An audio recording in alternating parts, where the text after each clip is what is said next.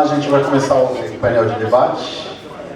E para fazer isso, eu queria chamar então aqui para o palco, por favor. Cadê o Dr. Zé Mário?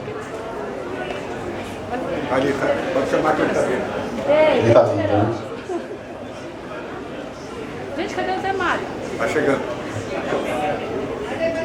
Ela vem. Como é que você está? Eu ia falar contigo uma hora você estava aqui. Renato tá aqui, Leandro está aqui, Solange, Ricardo está aqui também, tá?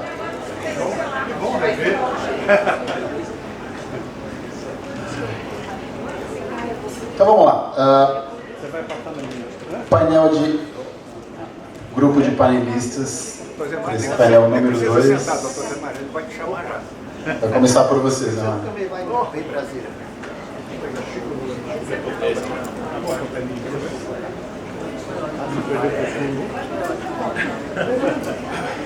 Então, por favor, Dr. Zé Mário Abdo, nosso primeiro panelista. Para quem ainda não conhecia a carinha dele, duvido, mas essa daqui não dá para ler, Zé Mário, é tanta coisa que a gente vai ficar até às 6 aqui, todo mundo sabe. O primeiro DG da ANEEL, 8 anos. O próximo, Leandro Cacheta Moreira, é o assessor do diretor-geral da ANEEL atual. Obrigado, Leandro. Nossa querida Solange, por favor. Solange Ribeiro, vice-presidente da ANEEL Energia e vice-chair da United Nations Global Compact Board, entre outras. E por último, Ricardo Brandão. O Ricardo é diretor executivo de assuntos regulatórios da Associação Brasileira de Distribuidores de Energia Elétrica, da ABRAD. E o Cláudio vai ser o moderador, junto com o Richard, desse painel.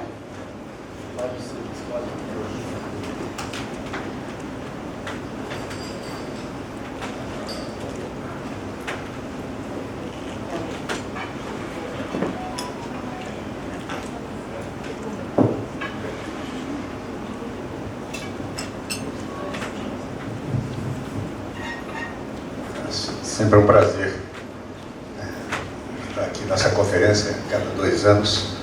Dá trabalho, mas é muito divertido, especialmente pelo convívio com gente como vocês aqui.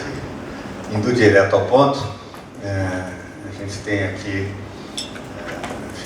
uma lição bastante para provocar esse debate, com base no que o Richard apresentou, especialmente nas reflexões que o nosso Gerson Kelman trouxe na fala dele. Eu vou meio que dividir as perguntas aqui entre vocês, né? Enfim, a gente vai tentar respeitar o horário de término, que é um dos atributos típicos da nossa Energy Frontiers, e para isso conto com a ajuda de síntese por parte dos senhores todos.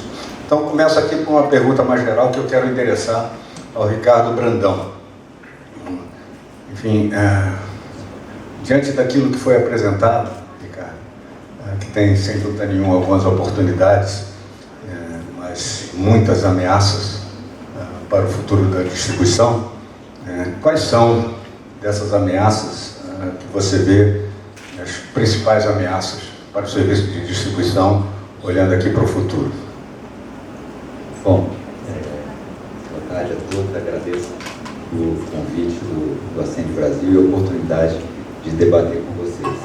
Eu acho que a gente tem um grande desafio e ameaça em relação a sinal de preço, né? Os sinais de preço hoje tornam as decisões dos agentes econômicos e expandindo, né, da distribuição, envolvendo também investimentos em transmissão e geração, decisões ineficientes, né? Kelman citou aqui, o Richard, várias oportunidades de arbitramento. Então, no final das contas, os sinais de preços equivocados, né, redundam em decisões ineficientes, e decisões ineficientes levam, em geral, a políticas públicas mal calibradas e mal desenhadas. A gente viu aqui os incentivos para a autoprodução que levam a uma oportunidade um autoprodutor que não é autoprodutor de fato, a geração distribuída, a migração para o mercado livre, que deixa os custos de confiabilidade para o consumidor regulado, né? Então, é um conjunto de problemas de sinal de preço que, no final das contas, aí sim viram uma ameaça para a distribuição, implica em um aumento da tarifa. No aumento da tarifa, a partir do momento em que ele excede a capacidade de pagamento da população, e a gente começa a ver indicadores que mostram que, de fato, talvez a gente chegou a esse momento, né? O limite de capacidade de pagamento da população. A gente viu, a partir da pandemia, uma mudança de patamar de inadimplência, e a gente não voltou aos patamares pré-pandemia. Então, isso é uma evidência clara, né, de a gente atingindo, de fato, esse ponto de limite de capacidade de pagamento da população. Então, eu acho que, de fato, são desafios, são ameaças, mas também são caminhos que ele tem endereçamento possível, né? E até enxergo que em vários debates, começando lá desde a CP33, a gente tem um caminho de soluções, né, razoavelmente endereçados, né? Tratamento de contratos legados para reduzir a diferença de preço entre o mercado livre e o regulado, tratamento do lastro legado para que todos paguem pelo custo de confiabilidade que hoje está desproporcionalmente alocado no mercado de baixa tensão, uma separação das atividades de distribuição e comercialização regulada, para que a gente possa, né, não ver aquela figura que o Kelman colocou da distribuição como carruagem ou como telefonia fixa, e sim como, de fato, como futuro do papel da distribuição, que será importante na transição energética, e uma tarifa que não seja, como é hoje, uma tarifa volumétrica. Então, são um conjunto de ações que reduzem essas distorções, dão sinal de preço adequado, para que a gente tenha um ciclo virtuoso de que as decisões racionais dos agentes econômicos aumentem a eficiência geral, né, dos processos, e isso leve a uma redução de tarifa para o consumidor final. Obrigado, Ricardo. Isso aqui, você me dá uma deixa para fazer uma pergunta para a Solange, me lembrando o que ela falou, uma participação que teve no nosso Energy Frontiers de anos atrás. Naquela época, Solange, isso é registrado, você chamou a atenção para as distorções provocadas pela abertura de mercado no contexto de muitos subsídios, de incentivos assimétricos, coisas desse tipo, né? Eu gostei de ouvir do Ricardo até um olhar assim, certo, respeitoso otimismo quanto à capacidade de solução disso, né? Agora, você fazendo o balanço daquele retrato que você fez naquela época e hoje, você diria, por que está sendo tão difícil resolver o problema desses subsídios, muitos deles totalmente perversos? Obrigado, Cláudio. O pior é que nada mudou, né, Cláudio? Piorou. Isso foi há 2 anos atrás, se não me engano. A gente ainda estava na forma eletrônica de online. De fato, eu acho que essa questão dos subsídios, porque nós tivemos a semana passada, sexta-feira, um evento da BAR. Estava eu e o Barata, né? O Ivan, que eu estou vendo aqui, estava também. A gente simplesmente, o Barata até disse, olha, eu nunca ouvi tanta palavra consumidor. Eu vi várias vezes a palavra consumidor, ele dizendo, e o ponto, basicamente, é essa acessibilidade, quer dizer, o quanto o consumidor pode pagar com a conta de subsídio que não tem fim. Então, ou a gente efetivamente consegue endereçar essa questão do subsídio, para que o sinal econômico, eu costumo falar disso, foi uma palavra que eu aprendi com a Rece Parmesano lá atrás, que era uma papa de tarifa quando eu trabalhei na linha, é o que eles chamam de uneconomic bypass. Você está saindo não porque é uma opção melhor, você está saindo por um incentivo erradamente dado, quer dizer, um incentivo, um over de incentivo. Quando você olha, a GD cresceu 8.000%, nós falávamos um pouco hoje na hora do almoço.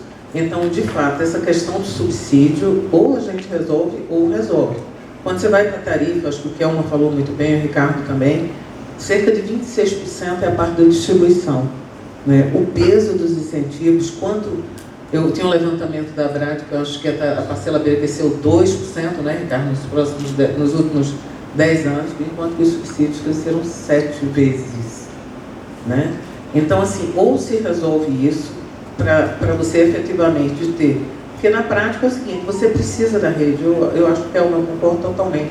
Não tem como não ficar com a rede é a espinha dorsal, daqui que você tenha, Ricardo, Richard, daqui que você tenha uma mudança tecnológica para não precisar na rede. Até o Barata deu um exemplo também do custo de bateria na hora desse debate. Então, para mim, essa questão do subsídio é hoje um dos principais problemas que tem que ser resolvido.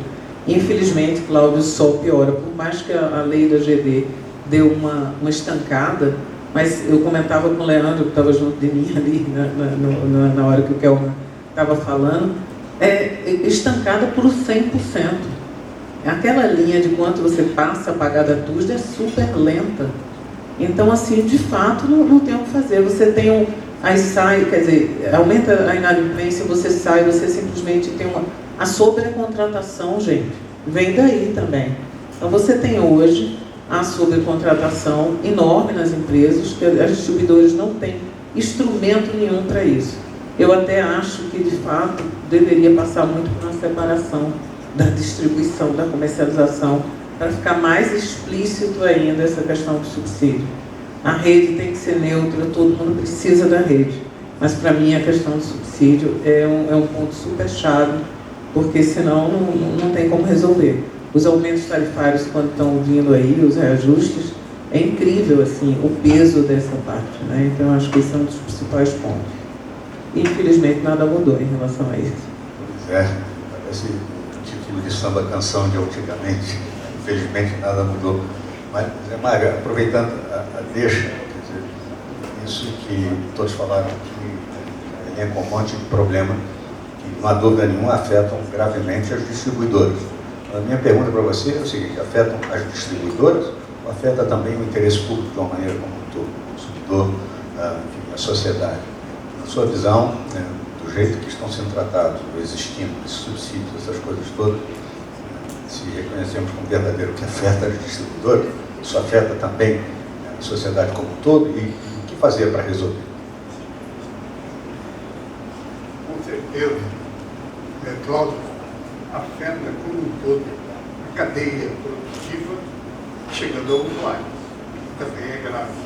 Quer dizer, é até um paradoxo que vivemos, né? Porque num país em que se tem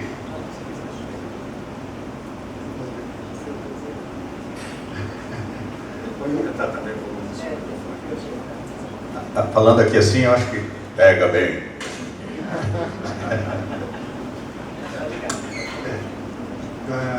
Então, veja, é um paradoxo de ter um país com riquezas naturais, com tantas virtuosas fontes de produção de energia, e cada vez mais competitivas, não é? Hidrelétrica, quando fazíamos, né? Quase já não fazemos, não estou falando de PCH, de hidrelétricas estavam chegando à casa dos R$100 por megawatt-hora. Solar, eólica, mais de 500, já está na casa dos 100. Quer dizer, e aí o paradoxo, chega caro ao consumidor, começa a ter extrapolação do seu poder de compra do consumidor. Então, isso prejudica e é danoso ao consumidor, ao cliente final. Realmente, o grande desafio ele fica nesses encargos.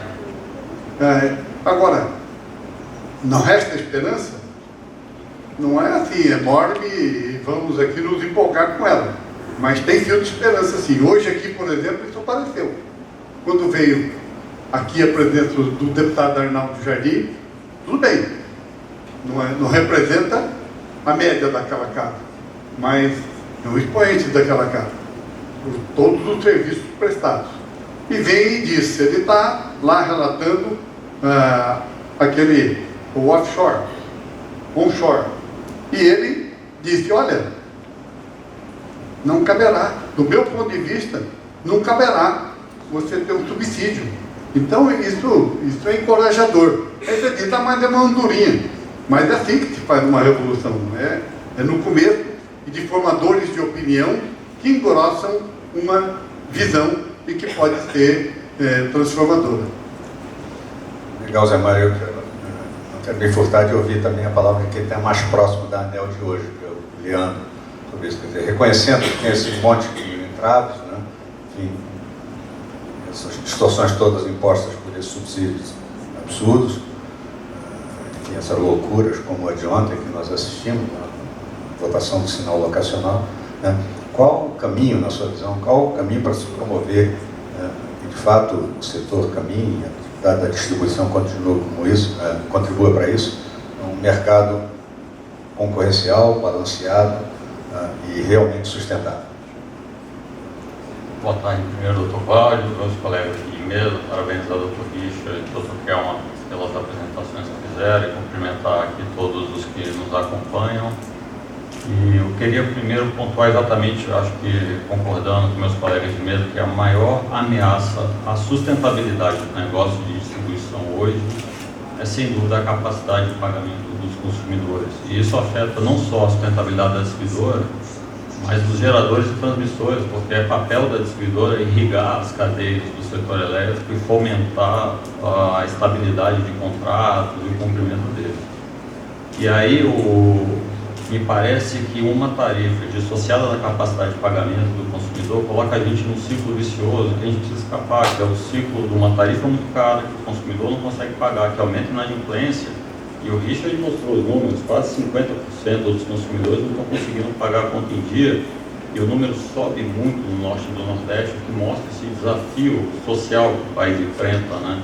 Então, o consumidor inadimplente, alguns vão conseguir renegociar e vão conseguir pagar suas contas, outros não vão conseguir e vão ter o serviço cortado, e gera sempre um embate entre a distribuidora e o consumidor.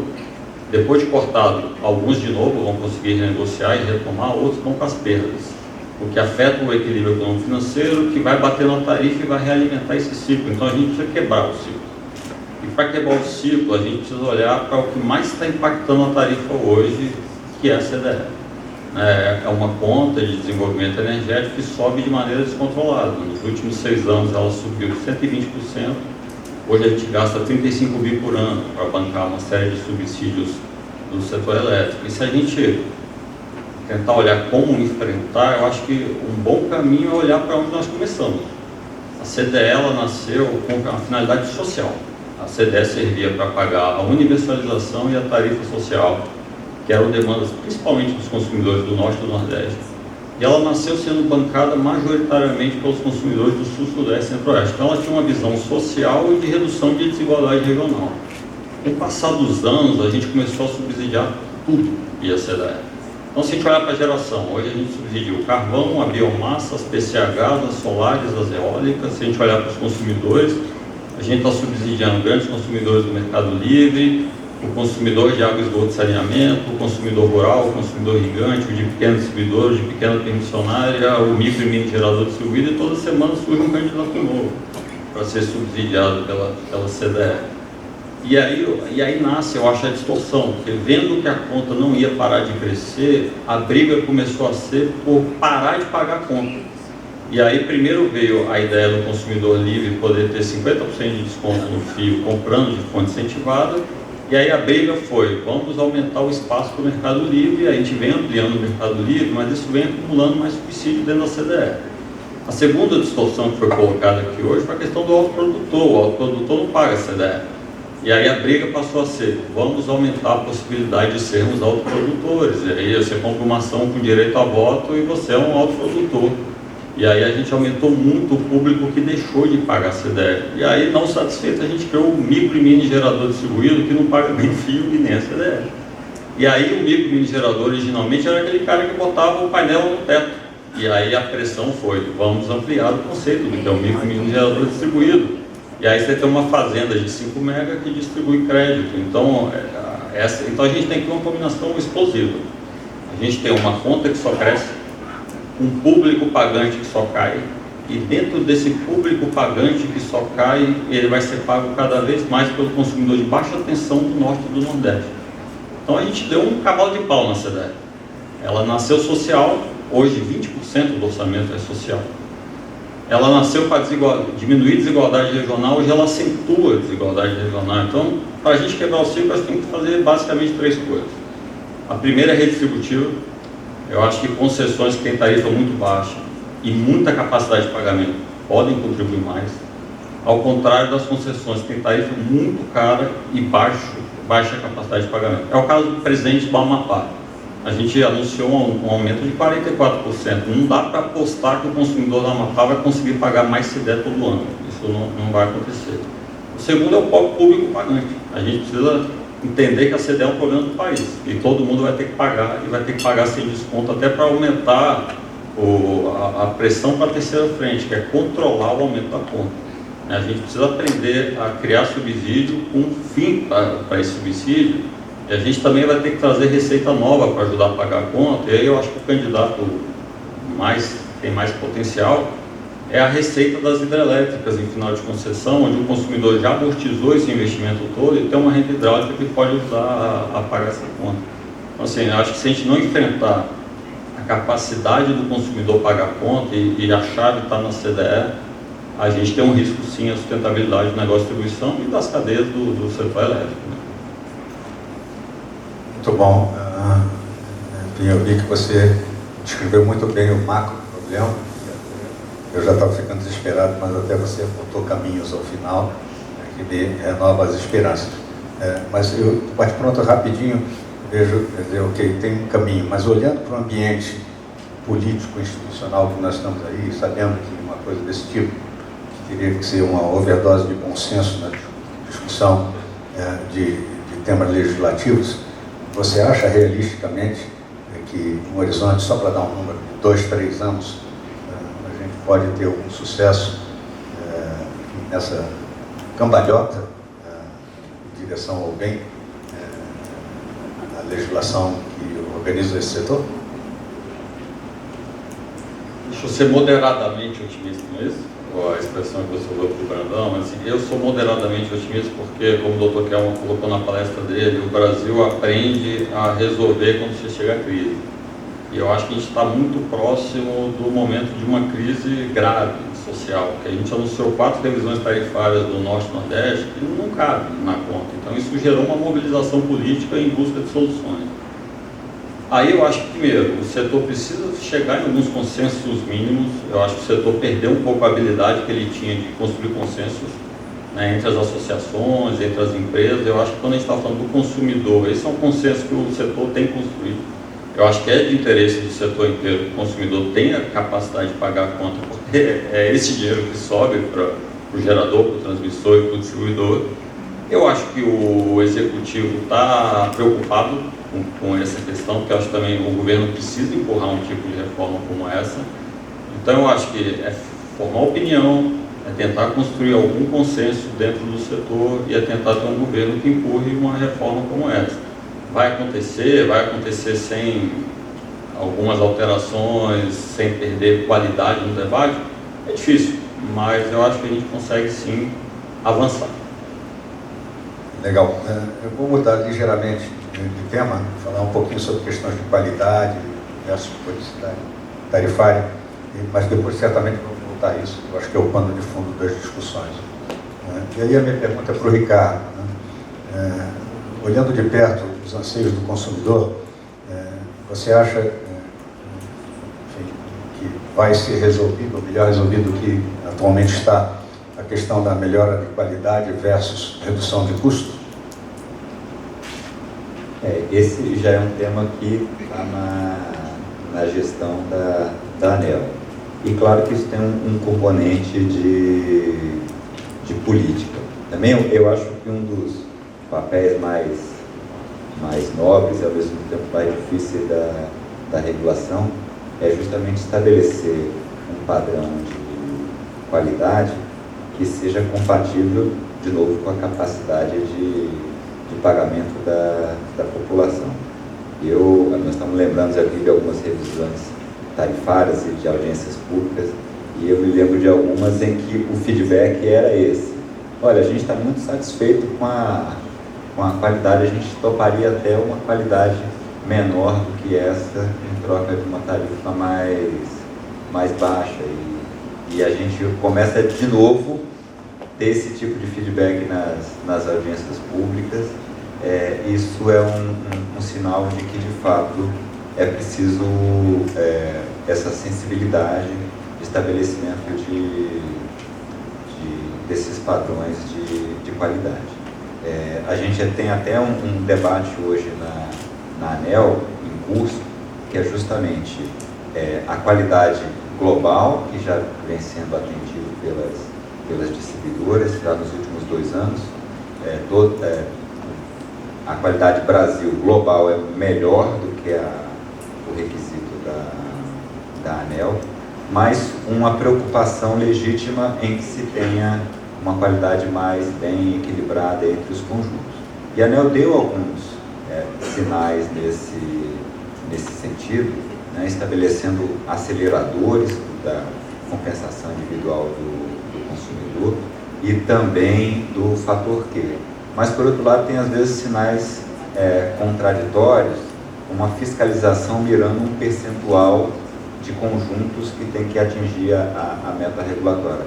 A resposta da distribuidora para esse tipo de sinal, que a gente entende até que é um sinal equivocado, porque ele não está relacionado com a regulação e não está relacionado com essa definição de um índice de qualidade compatível com a tarifa, é que a distribuidora vai fazer investimento, vai melhorar a qualidade naqueles conjuntos. Mas essa é a resposta que o consumidor espera? A gente acha daqui que não.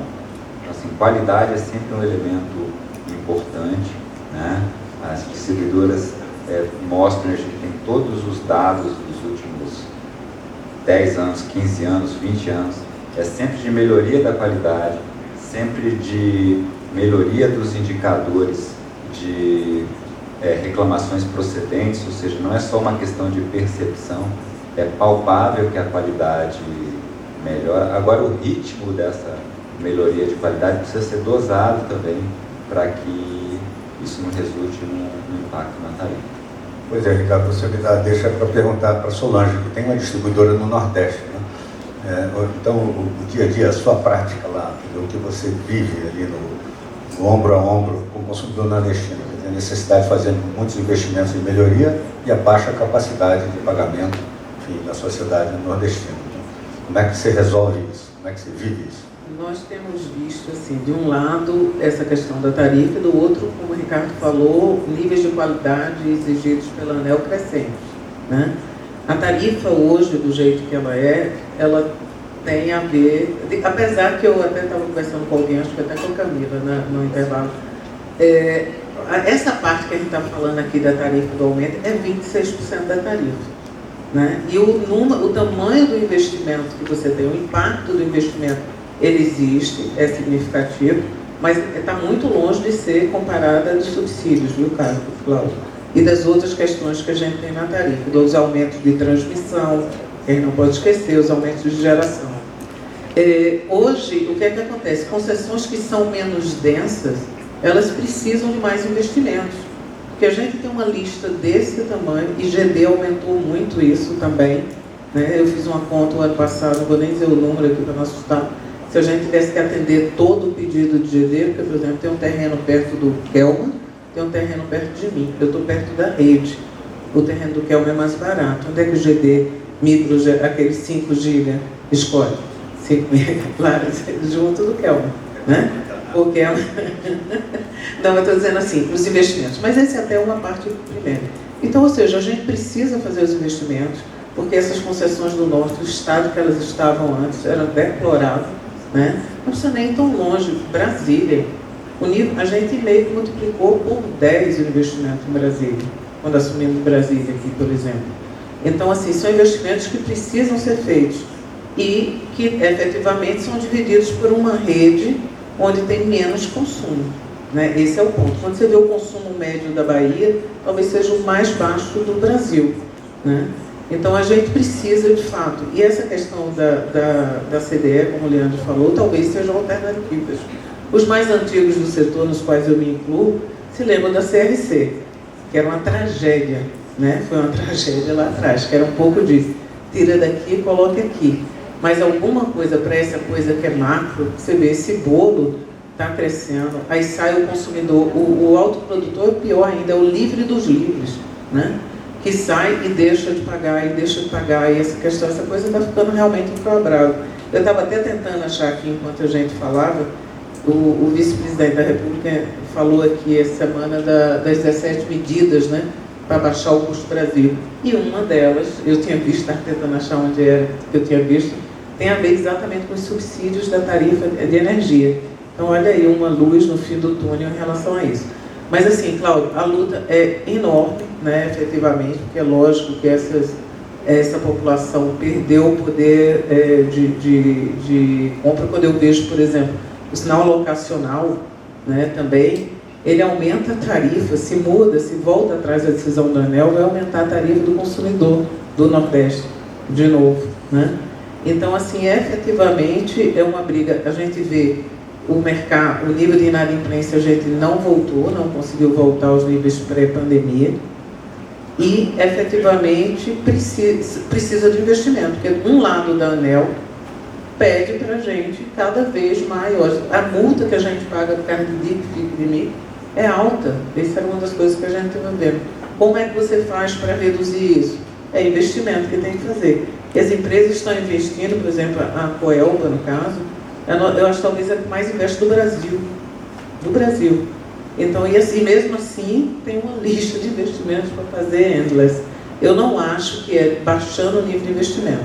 Apesar que essa reflexão que o Kelman fez, quando eu me formei, um dos primeiros trabalhos, assim, eu trabalhava na CHEST, meu chefe chegou e disse, vamos analisar nível de confiabilidade diferente para áreas, ou seja, a área metropolitana de Salvador, ok? Lá no oeste não, que é uma região que hoje em dia está mais desenvolvida, mas lá, sei lá, em Jequié, tem que até ele não atende o N-2, seria diferente. Mas é extremamente complexo fazer isso. Então, efetivamente, todo mundo paga a mesma tarifa, mas eu acho que a gente tem que ir primeiro, ir em cima dos encargos. Eu acho que esse é um foco que a gente tem que se juntar com todo, com a ANEEL. Eu acho que tem sido uma luta da ANEEL com o Congresso, com os consumidores. O Barata agora tem engrossado essa voz, assim, como representante dos consumidores, para colocar, porque eu acho que não é baixando o nível de investimento que a gente vai resolver isso. Porque, por outro lado, as empresas, porque você vê a diferença do que era, é isso que eu estou dizendo, não vai nem tão longe, olha para Brasília. Eu imagino lá o Amapá, o que era o investimento antes e o que é agora. Então, certamente, nessa conta dos 44%, a parte de investimento deve ser a menor parte. Agora, é uma realidade e esses níveis de inadimplências regulatórias, poucas empresas estão conseguindo manter atualmente, Cláudia. Desafio não falta. Eu vejo a Mário, por favor. E nesse particular, que a preocupação, quer dizer, um dos pontos virtuosos de 30 anos depois, quando agora se chega na renovação das concessões dessas 20 distribuidoras privatizadas, é a melhoria da qualidade de serviço, a melhoria do investimento, cresceu muito o investimento, e uma das propostas que estão em discussão nessas diretrizes para a prorrogação das concessões é do TOTEX. Quer dizer, você tem remuneração tanto para o investimento como para os custos operacionais. E isso causa apreensão, porque na Inglaterra, 5 anos depois de ter aplicado isso, veio uma conclusão de que inibiu a realização de investimentos. E isso vem na linha que você acabou de dizer, Tomás, de não é reduzir o investimento que a gente vai promover essas melhorias, é a continuidade delas. E essa mudança poderá ter essa implicação indesejável. Zé Mário, até complementarmente, enfim, mais ligado no mesmo tema, uma curiosidade, quer dizer, aqui já se falou, enfim, tarifa diferenciada em função da qualidade do serviço, mas de forma bem objetiva, se você puder nos responder. Por exemplo, para aterramento de linhas, você vê a possibilidade, vê como virtuoso, se ter uma tarifa diferenciada para regiões dentro de uma mesma área de concessão? onde você tenha de fato um padrão de qualidade de serviço melhor do que o outro? E você acha, especialmente com base na sua experiência, de que vive o setor elétrico desde criancinha, né? Você acha que seria fácil convencer a sociedade, enfim, etc., para que isso acontecesse? Penso que é difícil. Penso que é desafiador e difícil. E que pode dar uma margem muito grande à judicialização. Quando você começa a estabelecer diferenças e distinções entre uma mesma classe dentro de uma mesma concessão. Então, isso seria gravoso, acho, de grande dificuldade de levar adiante, de ser aceita e de ser praticada. Penso que não deve ser um caminho a ser perseguido. Legal, obrigado. Deixa eu retomar, então, a questão das perdas técnicas, especialmente essas. A gente até assistiu nas apresentações que foram feitas, especialmente no que o nosso Kelman nos trouxe de experiência de medidas ou técnicas não ortodoxas para enfrentamento dessa questão. Enfim, e aí a minha pergunta para o Leandro, esse tipo de solução mais fora da caixa, mais artificial, você acha que tem espaço para regulatoriamente se implementar? E número 1 e número 2, você acha que isso realmente levaria a um enfrentamento razoável da questão das perdas do jeito que elas acontecem?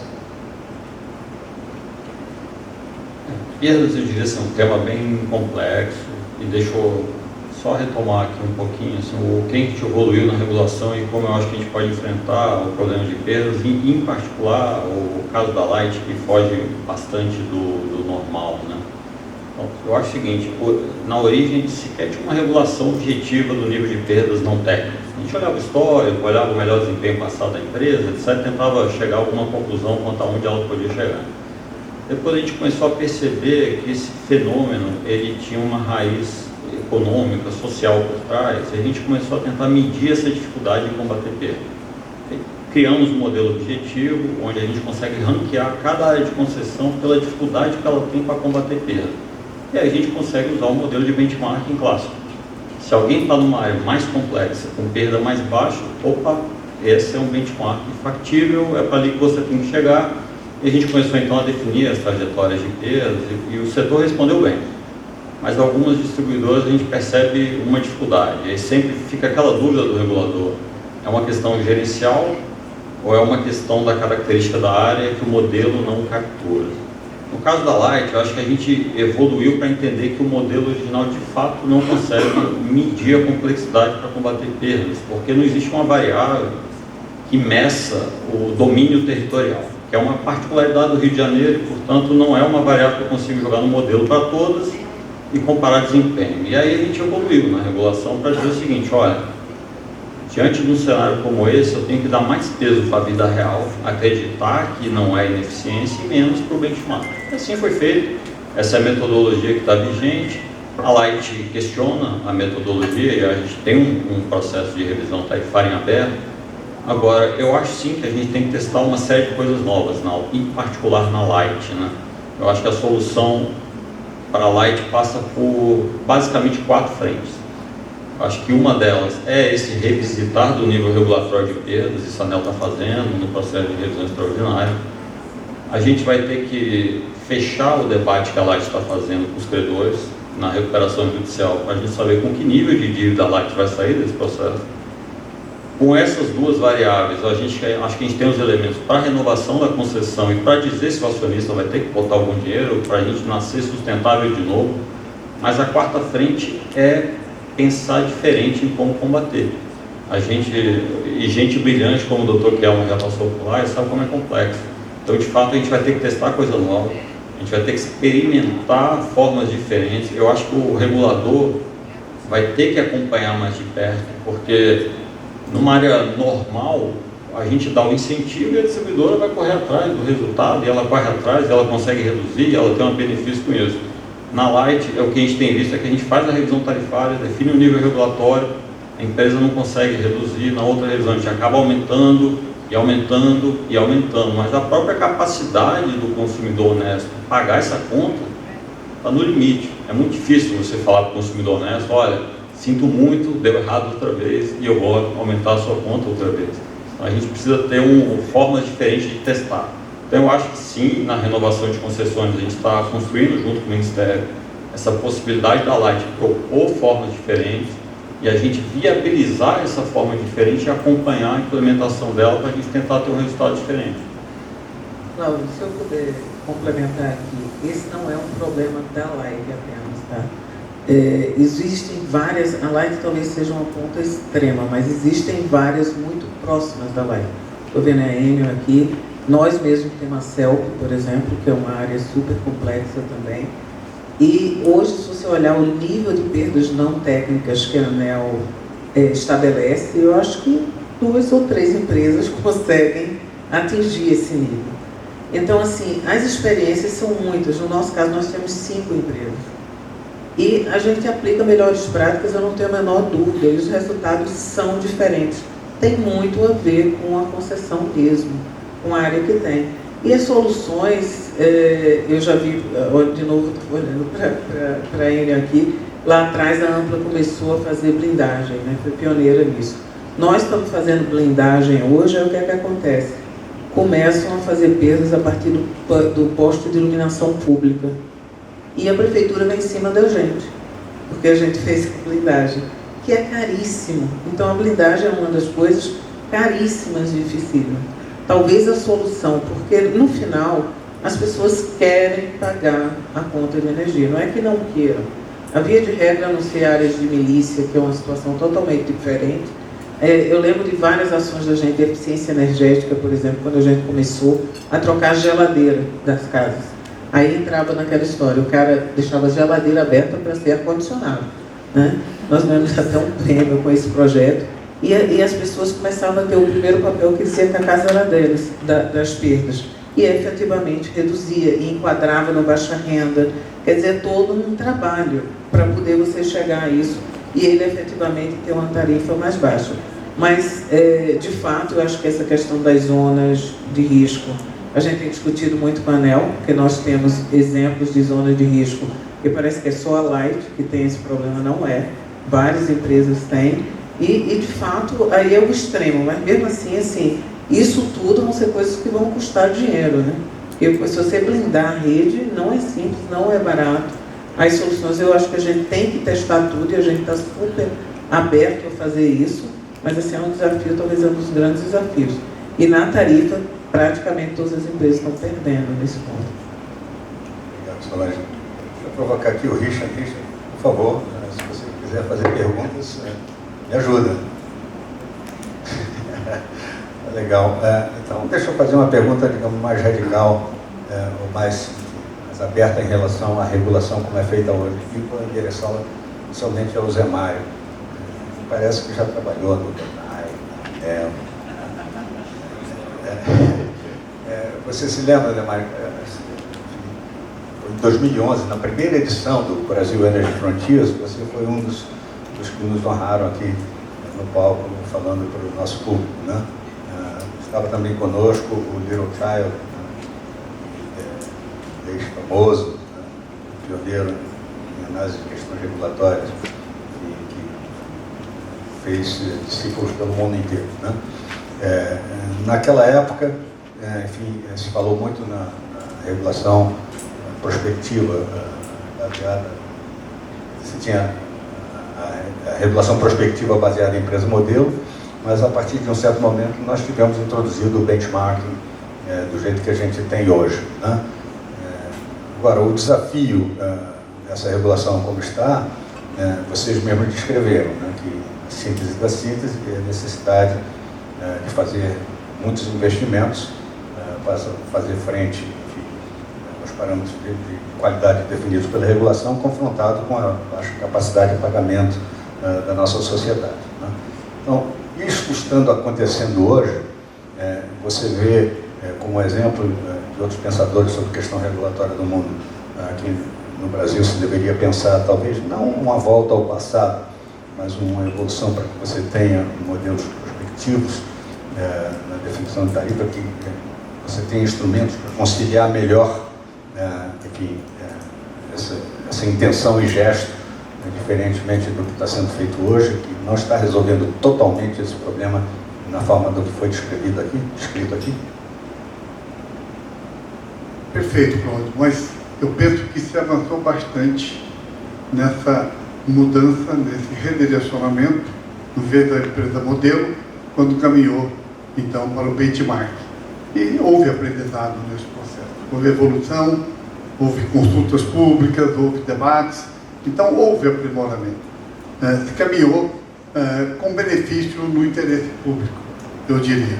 Agora, cabe algumas outras ações complementares do lado do regulador que possam contribuir para que isso caminhe de uma forma mais equilibrada, mais harmônica. Por exemplo, na definição das metas regulatórias de qualidade e de perdas, porque vai chegando num nível de compressão em que a qualidade, vamos dizer, nós, em muitas das nossas concessões, nós temos uma realidade que não é de primeiro mundo, se aproxima muito mais do terceiro mundo, mas já estamos chegando a níveis de DEC e de FEC, para pegar dois indicadores, que eles estão abaixo de 10, abaixo de 8, abaixo de 6, inclusive no Rio de Janeiro, é um desafio extraordinário. Então, é a razoabilidade, é repensar algumas metas regulatórias da qualidade e também levar em conta nas perdas não técnicas. As perdas não técnicas, a ANEEL também está procurando ter sensibilidade em relação à questão da GD, da geração distribuída, onde você vai definir as perdas, você vai parametrizar, você vai se referir a uma base do que é a energia faturada. Porém, você tem a compensação da GD, aquilo que foi gerado pela GD e que aquilo reflete reduzindo o valor desse mercado. Mas, por sua vez, fica perverso porque o que foi aplicado para as perdas não é aquele valor que vai levar, portanto, a uma perda que penaliza a concessionária. Então, são esses aprimoramentos. Eu acho que podemos caminhar, devemos caminhar para o benchmark ainda, mas com essa prudência, com esse repensar, esse novo refletir sobre as metas regulatórias das perdas, não é? E também da aplicação depois de critérios de sustentabilidade que levam à caducidade, tanto para os indicadores de qualidade, como também para os indicadores de sustentabilidade econômico-financeira. Eu posso dizer alguma coisa agora ou na sequência, como você achar melhor? Não, agora é nos indicadores, por exemplo, de sustentabilidade econômico-financeira, eu acho que se coloca aí uma oportunidade de repensar a respeito disso. Nesse grupo das concessionárias que estão entrando para a renovação das concessões, já tem concessionária, pelo menos 2 casos, com não cumprimento, né, da compensação financeira. Mas se ampliar o olhar para outras concessionárias, no ano que passou já teria mais um aumento desse grupo, já vai para cerca de mais 8 concessionárias. Então cabe repensar, e é um momento assim, eu digo, favorável, de uma abertura, inclusive, de mente, onde tem 2 expressões femininas importantes dentro da ANEEL, com competência e liberdade, para pensar e romper alguns paradigmas, no caso da Maria Luísa, e também lá a Camila, que se complementam nesse campo, com abertura de mente para, ao olhar, ver que não pode ter uma visão estanque, não pode ter uma fotografia, é um pouquinho mais dinâmico. Porque se pegar no horizonte ali 2 anos consecutivos e naquele ano você dá um corte nessa sustentabilidade econômica financeira, não está se avaliando, por exemplo, o que pode estar acontecendo na natureza vamos pegar um item, o EBITDA. Em estados, por exemplo, em que a EBITDA e a dívida, o endividamento. No EBITDA, tem casos em que certas concessões, e precisou se investir muito, precisa se investir muito, por exemplo, da região norte e algumas da região nordeste, para fazer aquela melhoria, você está investindo muito. E esse investimento ele vai refletir numa melhoria do EBITDA logo após. E não é capturado nessa análise estanque que você está fazendo do indicador de sustentabilidade econômico-financeira. Mesma coisa da dívida, olhar a natureza da dívida que foi contraída na realização desse investimento. Tem dívidas, por exemplo, que são mútuos. E nos mútuos, você pode ter uma situação com algumas particularidades. Então, são esses olhares que podem levar a uma reavaliação de condução da aplicação dessas metas. Porque na medida que você vai melhorar o EBITDA, ele está lá no denominador daquela equação que você tem que atingir para levar, então, o atendimento da não caducidade.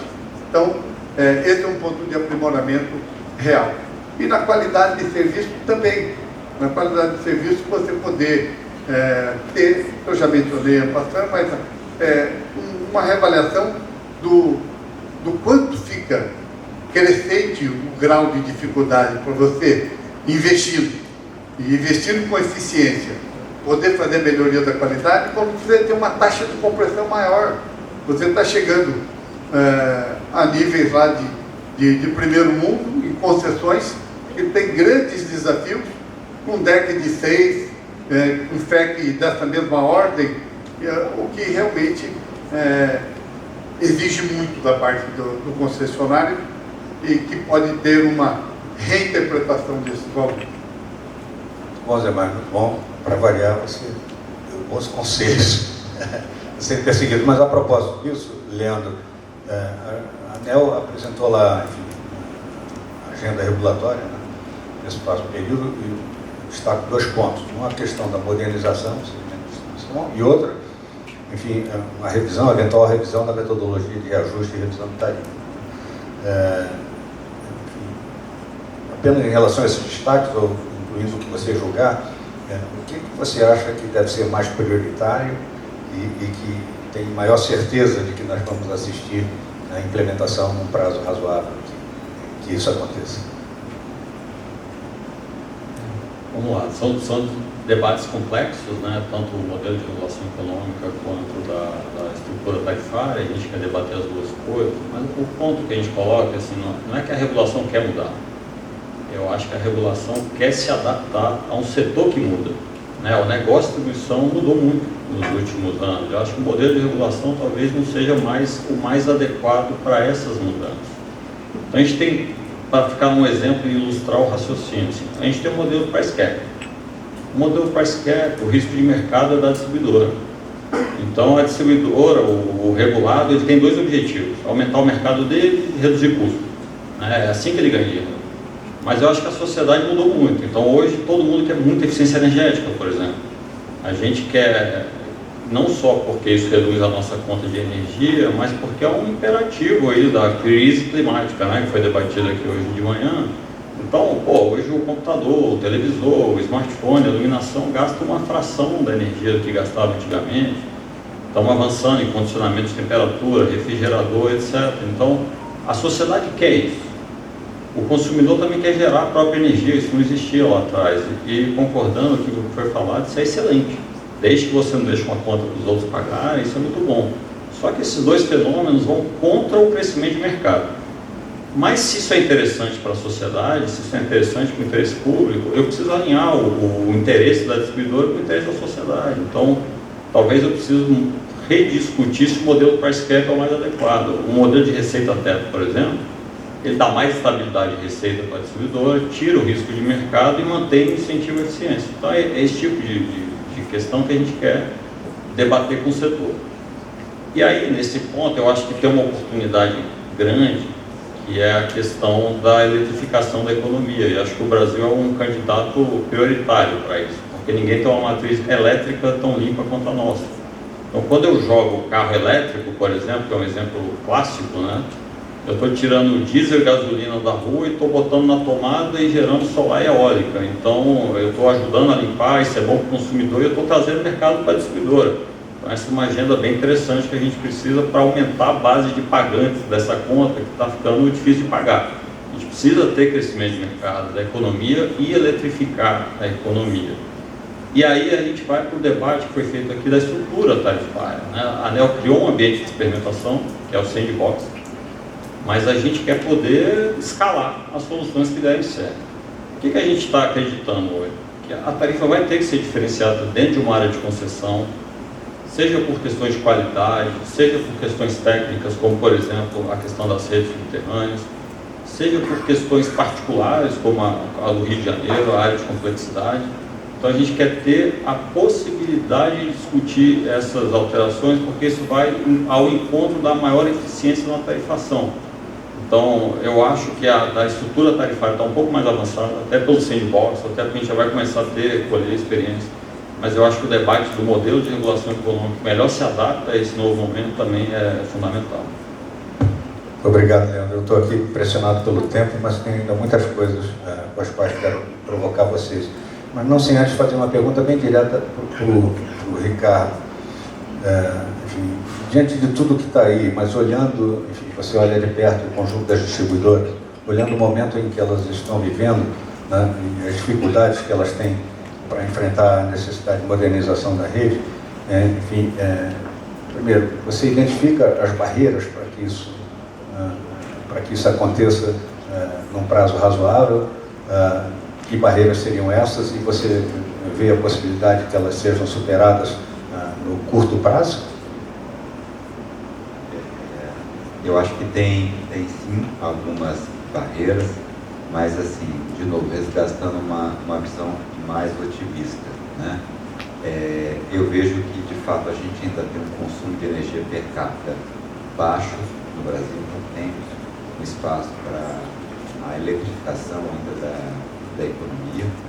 Ao mesmo tempo, a gente tem esse desafio de modernização da rede, porque tudo que a gente enxerga nesse cenário de transição energética, seja carro elétrico, armazenamento, todos eles precisam da rede. A bateria precisa da rede para carregar e para injetar. O carro elétrico precisa da rede para carregar e eventualmente também para injetar. Resposta da demanda, todos esses novos serviços, novas tecnologias, eu acho que eles precisam muito da rede, mas uma rede moderna, uma rede resiliente e uma rede também que tenha mais indicadores de qualidade do que hoje a gente tem, DEC, FEC. A gente precisa de indicadores para flexibilidade que a distribuidora pode contratar e pode prover, indicadores em relação à resiliência da rede.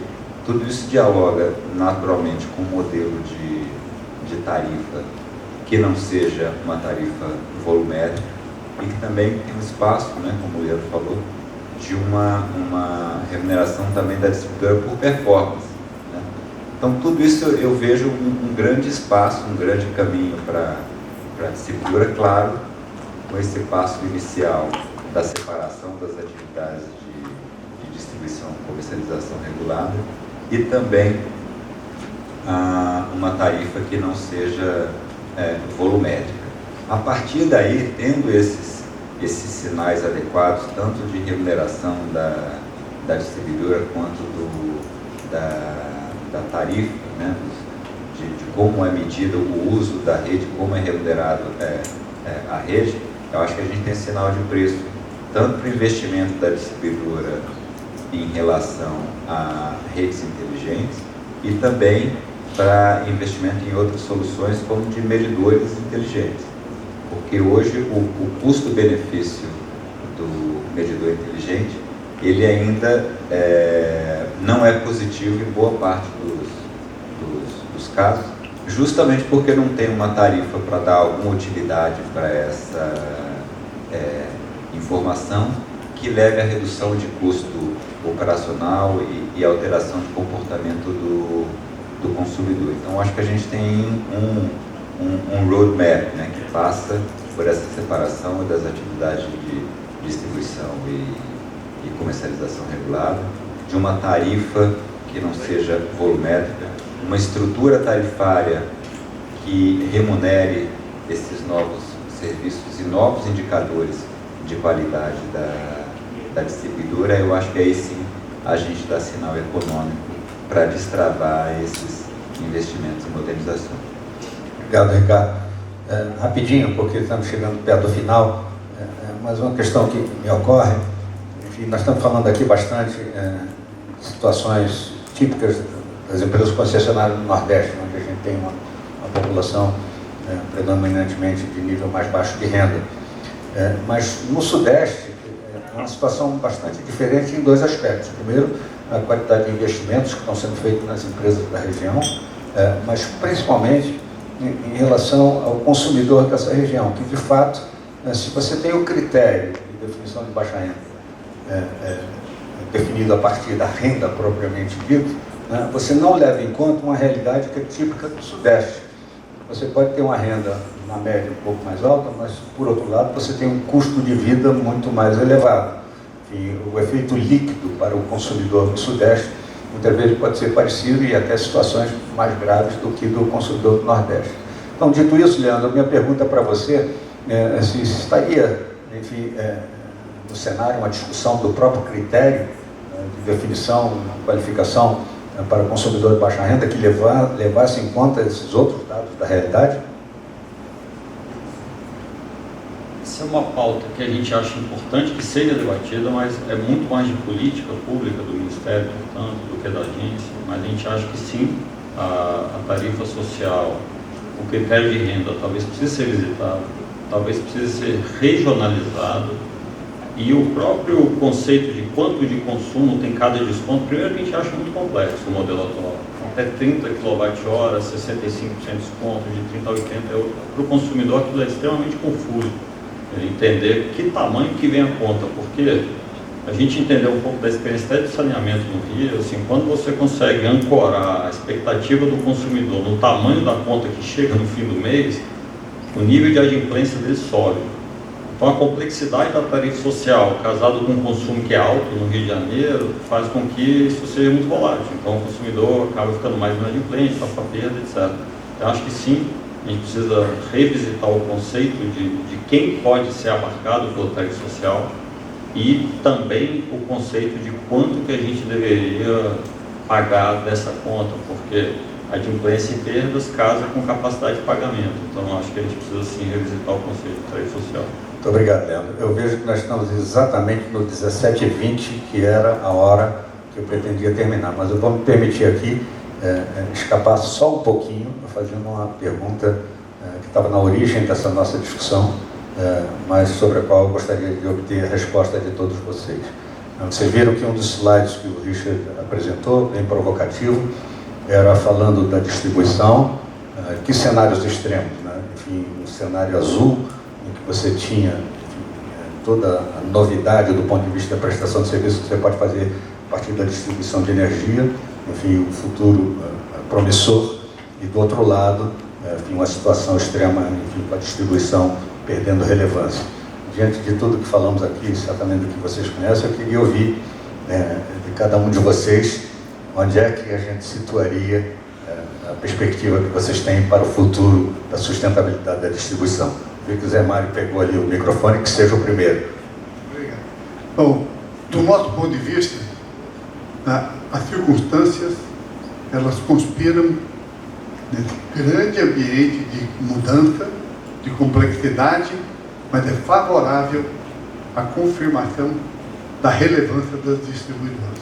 Eu botaria como elemento, vamos dizer, duas pesquisas, dois trabalhos interessantes sobre a distribuidora do futuro. Um foi da Price, realizado quando da reforma do modelo da Austrália, e outro realizado numa pesquisa aí da Deloitte, 81, cerca de 80 gestores executivos do setor elétrico nos Estados Unidos, na Europa e na Ásia. E chegou-se a conclusões muito semelhantes da importância futura das distribuidoras, onde o consumidor vai exigir, nesse ambiente de profundas transformações, cada vez mais ele ser o gestor do seu uso de energia. E para isso será importante a disponibilidade dos recursos que a distribuidora é quem pode oferecer. Adicionalmente, você tem o desafio da GD. Isso abre espaço, ele é um desafio e também é uma oportunidade, porque as soluções de engenharia, veja agora, nesse grande problema que teve do desligamento do Sistema Interligado Nacional, do CIR, de poucos dias atrás. Naquela oportunidade, tinha no sistema, só de geração, de microgeração distribuída, tinha cerca de 2,3 gigawatts de capacidade instalada. É pequenininha. A micro, como todos sabem, é menor do que 75 kW de capacidade instalada. Remontou a 2,3 giga. E 50% disso era menos de 10 kW. Uma residência de classe média. Pois, olha só que inversão de papel para a gestora chamada distribuidora. Ela agora vai ser assim, uma empresa de prestação de serviço, em que ela vai ter muito mais importância, muito mais responsabilidade, porque na gestão mudou o perfil da carga. Antes era uma carga somente passiva, agora é uma carga ativa. É uma carga que tem, só nesse momento, esse nível de geração distribuída e que requer, então, um nível de atuação, até de armazenamento de energia que ela pode desempenhar. Então, ela ganha relevância. Ela não tem de desaparecer. Ao contrário, pode se fortalecer. Obrigado, Zé Mário. Solange, por favor. Eu fiquei indignada com a distribuidora ficar useless. Estou brincando, Richard. Mas, na verdade, eu não vejo outra coisa, eu não podia concordar mais com o Zé Mário. Eu acho que com toda essa questão, principalmente da transição energética, da eletrificação da economia, a gente está trazendo novas cargas ao sistema. A gente vai ter que ter um investimento grande, de fato, em digitalização e modernização de redes.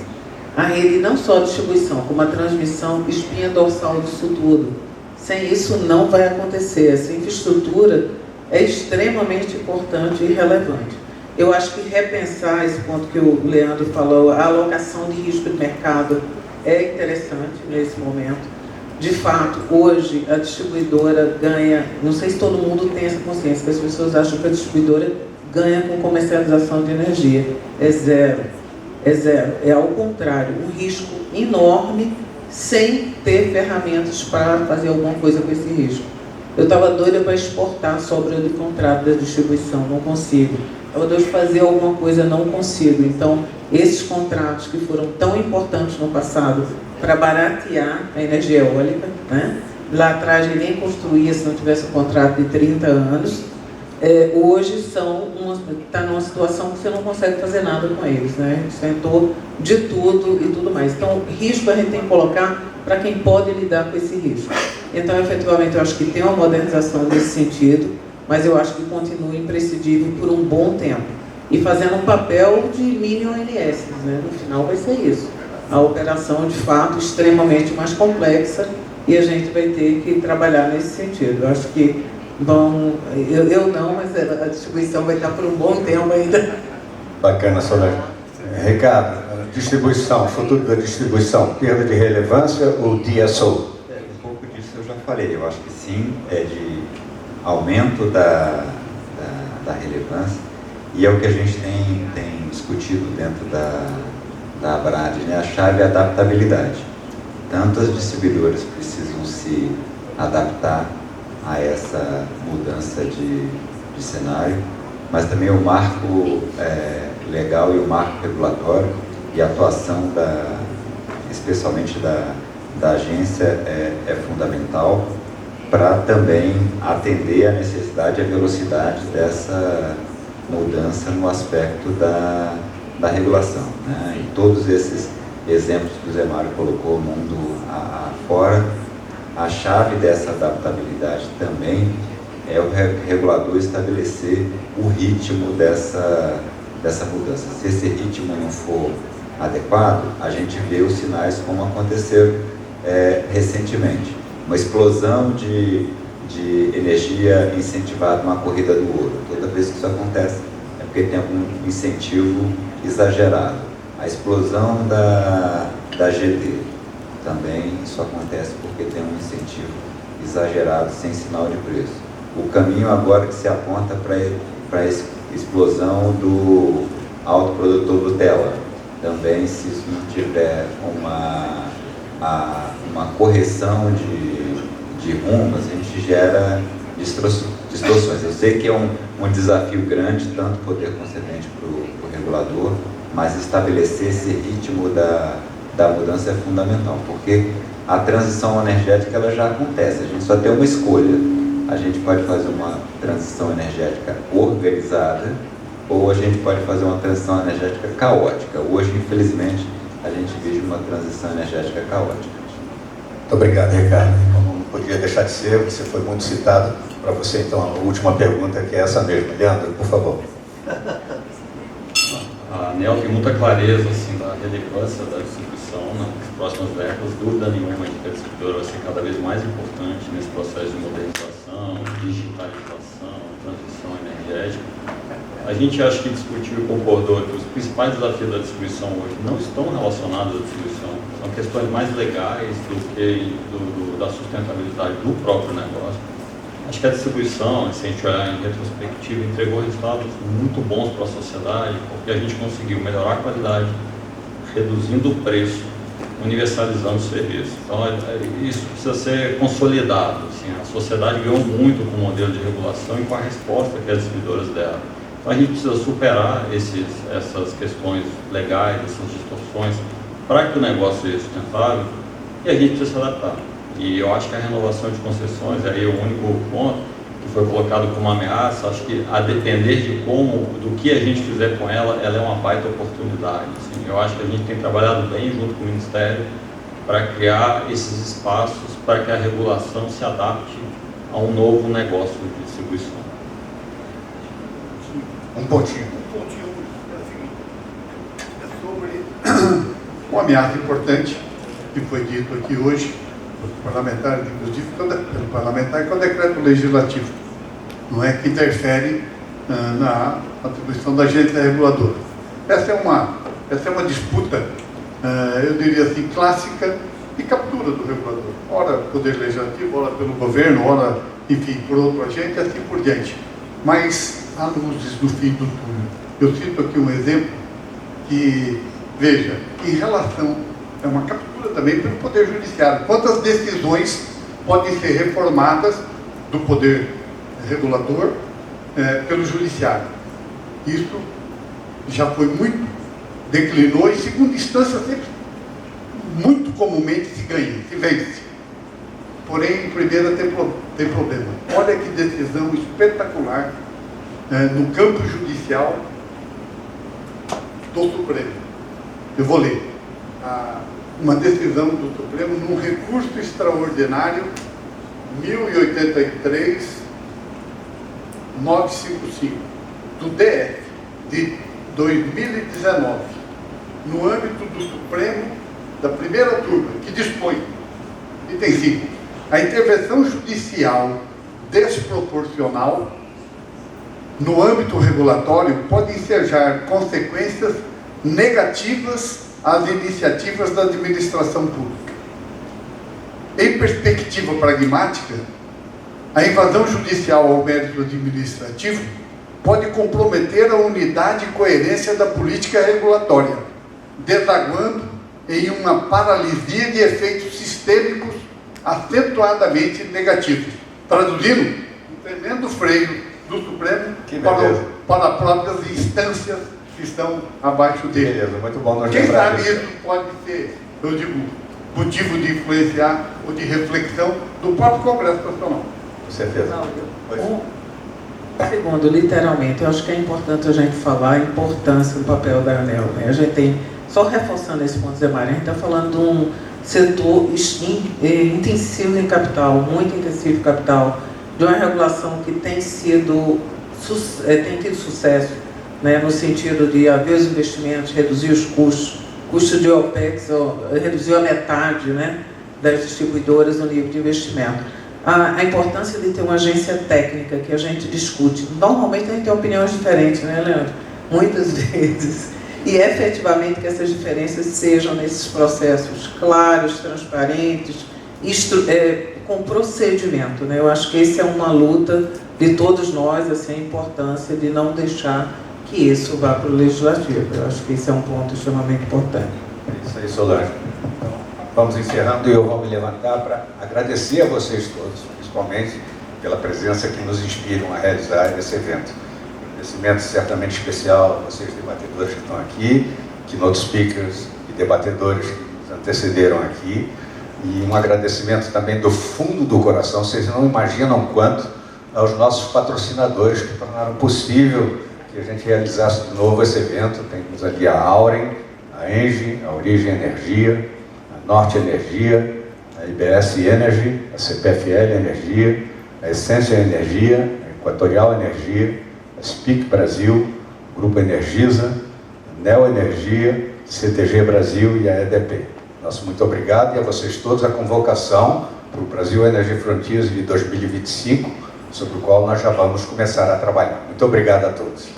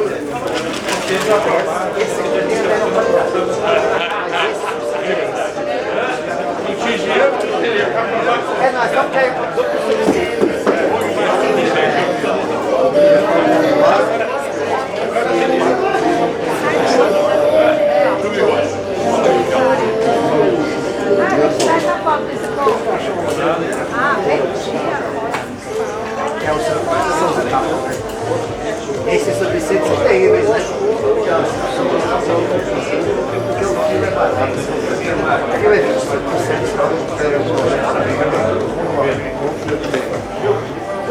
até mais. É que é o aqui vai 25%.